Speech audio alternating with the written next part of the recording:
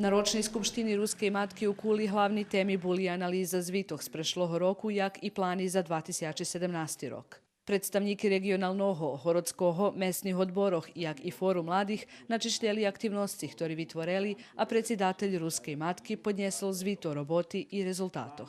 Prešlog roku smo imali baš rozkonarenu aktivnost i na domaćim terenu i na međudržavnim terenu i okrem smo imali i na hodu organizovati Persi Rusin Film Fest, znači međunarodni rusinski festival Persi po odobrenjom ZOS potrimovku Svetovog kongresa Rusinov Rusnacov Lemkoh i on daval baš dobri odhuk i on nam dava novu energiju, novi moci, da bi sme na taki sposob robili i u nastupnim perioda.